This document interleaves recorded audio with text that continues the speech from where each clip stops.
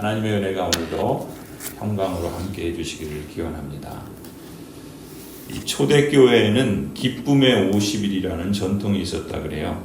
부활절부터 성령 강림절에 이르는 50일, 이 50일 동안을 기쁨의 50일이라 불렀던 것이죠. 왜 기쁨의 50일이라고 불렀겠습니까? 기쁨의 근거가 있었기 때문에 그렇겠죠. 그것은 다름 아닌 예수 그리스도의 부활이었습니다. 그리고 그 부활로 말미암은 신자의 부활, 신자의 몸의 부활, 그 부활이 바로 성도들에게는 기쁨의 근거였고 또한 새 출발의 시작점이었던 것이죠. 고난과 절망 속에서도 그런 점에서 우리는 부활을 통해서, 몸의 부활을 통해서 그 모든 상황을 이겨내게 하고 새롭게 바라보게 하는 이 궁극적 미래, 하나님의 나라가 완성되는 그날의 영광을 그리스도의 부활을 통해서 볼 수 있기 때문에 기쁨의 50일이라 이렇게 불렀던 것입니다. 오늘 우리가 읽은 이 시편 105편을 기록한 성도 역시 기쁨의 찬송을 부르고 있는 거예요. 너무나도 기쁜 나머지 그 즐거운 마음을 자기 안에 담아두지 못합니다. 말하고 싶은 거예요. 너무 기쁘고 너무 영광스러워서 그 찬송을 입으로 터져나와서 마음에 담은 하나님에 대한 이름을, 하나님에 대한 그 영광을 하나님께 기쁨의 찬송으로 올려드리는 것이 이 시편 105편이라고 할 수 있어요. 그래서 1절부터 45절까지 긴 내용인데 마치 그 내용을 읽어보면 한꺼번에 그 기쁨의 고백을 쏟아내는 듯한 그런 느낌을 받을 수 있어요. 이 성도는 무엇 때문에 이토록 기뻐하고 또 무엇을, 어떤 내용을 찬송하고 있는가? 우리가 이 시편 105편을 가만히 읽어보시면 아브라함에게 주셨던 하나님의 약속이 역사 속에서 성취될 때까지 하나님께서 이스라엘을 어떻게 인도하셨는가? 그걸 기억하는 거예요. 그리고 그 하나님을 찬송하며 하나님의 일하심을 기쁘게 감사함으로 찬양하고 있는 내용입니다. 하나님께서 약속의 땅 가나안을 주시겠다고 아브라함에게 맹세하신 그 언약을 하나님께서 친히 얼마나 신실하게 이행하셨는가, 그걸 증거하기 위해서 아브라함부터 시작되는 족장 시대에서 비롯해서 이삭, 야곱, 그리고 가나안 정복, 그리고 정착할 때까지 이르는 긴 역사를 회고하고 있는 것입니다. 하나님께서 이미 행하신 일들을 기억하는 부분이 바로 오늘 찬송이고 그 내용이 8절부터 45절 끝까지 이어지고 있어요. 그 내용을 간단하게 정리를 하면 8절부터 15절 어제 본문에서는 아브라함으로부터 시작된 이스라엘의 그 초기 역사 가운데 언약의 하나님께서, 여호와 하나님께서 어떻게 일하셨는가라는 것을 기억하고 찬송하는 부분입니다. 그리고 오늘 읽은 본문에서 16절부터 23절은 이집트로부터 출애굽해서 이집트로 이주해서 가나안 땅에서 이집트로 이민을 가서 거기서 또 요셉을 통해서 하나님께서 어떻게 아브라함에게 주셨던 언약을 성취하시는지 하나님의 신실성을 찬양하는 내용이 오늘 본문이에요.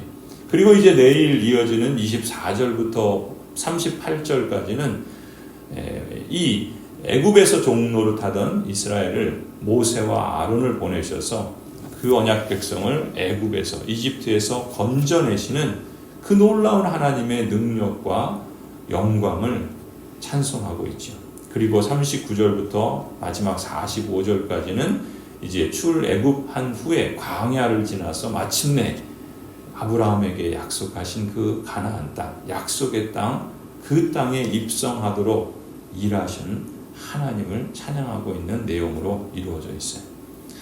사실 이 역사에 대한 기억과 이 찬송은 크게 보면 우리 그리스도인의 삶을 보여주는 겁니다. 영적인 측면에서 이 시편 105편의 역사를 우리도 그대로 밟아가고 있는 거예요. 주의 종로릇하던 삶에서 약속의 땅 가나안, 우리에게는 예수 그리스도를 통해서 완성될 하나님의 나라로 가는 그 여정을 이와 같이 보여주시는 것이죠. 특히 오늘 우리가 읽은 본문에서는 하나님께서 한 사람 요셉을 택하신 그 역사에 주목하고 있습니다. 아브라함과 이삭과 야곱에게 주셨던 그 언약을 한 사람을 통해서 어떻게 신실하게 이루어 가시는가. 하나님께는 한 사람이 중요한 거예요. 많은 사람, 수많은 사람이 중요한 것이 아니라 한 사람이 그리스도 안에서 어떻게 성도됨을 유지하고 지키며 또 이루어가는가. 하나님께서 그러한 역사 속에 한 증거로서 요셉이란 사람을 보여주시는 것이죠. 17절 보시면 요셉은 종으로 팔려갔습니다. 형제들의 시기와 또 미움을 받았죠. 요셉도 잘한 것이 없어요. 그런 사람이 바로 요셉이었던 것이죠. 사람들은 요셉의 발에 착고를 채웠고 그 목에는 색화를 씌웠습니다. 하지만 형제들의 시기심과 그 죄악조차도 하나님의 신실하심을 막을 수는 없는 거예요. 20절에 보시면 바로왕은 사람을 보내서 그를 석방하죠. 뭇 백성의 통치자로. 그 애굽 이집트 제국의 그 당시에 가장 큰 제국이잖아요. 그 통치자가 바로 요셉을 자유의 몸이 되게 하였고 요셉을 세워서 이집트 나라의 살림을 보살피는 제상으로 삼았던 것이죠. 그래서 자기의 모든 소유를 주관하게 하며 그의 뜻대로 모든 신하를 다스리게 합니다. 그래서 24절 말씀처럼 주님께서 하나님의 언약 백성을 크게 불어나게 하셔서 그 대적들보다 강하게 하셨던 것이죠. 요셉의 발이 착고를 차고 몸이 쇠사슬에 매었을 때 아무것도 안 보였을 거예요. 그리고 그의 인생은 마치 끝난 것과 같은 그런 마음이 들었겠죠. 그러나 하나님께서는 뭐라고 오늘 본문에 말합니까? 앞서 그를 보내셨다. 사람의 눈에 볼 때는 억울하고 또 분이 터지고 그래서 그 일에 대해서 원망하고 탄식하며 인생을 살아갈 수도 있었지만 오히려 하나님께서는 그 일을 통해서 요셉을 단련시키세요. 요셉의 인격과 요셉의 그 성품을 단련시키시고 요셉의 안목, 보는 눈을 바꾸셔서 그 고난과 어려움 속에서 오히려 그와 함께 하시는 하나님을 보게 하심으로 그 고난이 오히려 그를 형통하게 했다라는 말들이 성경에 기록되는 것을 우리는 주목하게 됩니다. 하나님께서 그를 연단하시는 거예요. 고디발 집의 주관자로 세우시고 더 나아가서는 이집트 제국의 지도자로 세우셨습니다. 하나님께서 그를 직분자로 세우신 것, 그래서 그를 통해서 이스라엘 역사 속에 하나님의 그 언약의 말씀을 이루시는 산 증거로, 산 증인으로 삼으셨던 것이죠. 하나님께서 한 사람을 통해서 그 착고에서 그 영광의 길로 나아가도록 세우신 것처럼 하나님께서는 우리의 삶의 여정에서 그렇게 일하시는 겁니다. 그런 점에서 우리는 우리의 삶을 다르게 보는 눈을 가져야 돼요. 내게 있는 억울함이나 내게 있는 아픔이나 내게 있는 여러 가지 어려움과 고난 가운데 여전히 하나님께서 일하시고 계시며 그런 점에서 모든 것을 하나님께서 합력하셔서 심지어 시기와 질투와 또 모함과 여러 가지 억울한 일을 통해서도 하나님은 하나님의 작정하신 것을 얼마든지 이루신다는 거예요. 중요한 건 뭡니까? 그런 상황 속에서 요셉이 하나님을 원망하고 다른 사람 탓하면서 그렇게 살지 않았던 거예요. 오히려 그 형제들이 자기를 팔아넘기고 그 죽음에 이르는 듯한 그런 위기 상황에 있었고 자기가 나중에 재상이 되어서 얼마든지 그 형제들을 이제 안갚음하고 보복할 수 있는 위치에 있었지만 그러지 않죠. 하나님의 긍휼하심과 은혜를 깨달은 자이기 때문에 오히려 그 형제들을 끌어안고 울며 그 아버지가 돌아가신 후에도 형제들이 불안하여 걱정할 때 안심하라고 오히려 복을 주는 그러한 모습으로 변화시키는 것을 요셉을 통해서 보게 돼요. 하나님이 하시는 거죠. 그리고 그 하나님의 역사에 일하심에 대해서 요셉은 응답하는 그러한 삶을 살았던 것입니다. 여호와께서 이스라엘 백성들을 그렇게 인도하시고 또 이끄시는 것처럼 하나님께서 지금 동일하신 언약의 하나님으로서 우리를 부르셨을 뿐만 아니라 우리를 의롭다 하실 뿐만 아니라 우리를 거룩하게 하시며 또한 하나님 나라가 완성될 그때 우리를 영화롭게 하실 줄 믿습니다. 그렇기 때문에 이 세상의 어떤 권세와 시험도 현재 일도 장래 일도 그 밖에 어떤 피조물도 우리를 우리 주 예수 그리스도 안에 있는 하나님의 사랑에서 끊을 수 없다라는 것을 우리가 견고히 붙잡아야 할 줄로 믿습니다.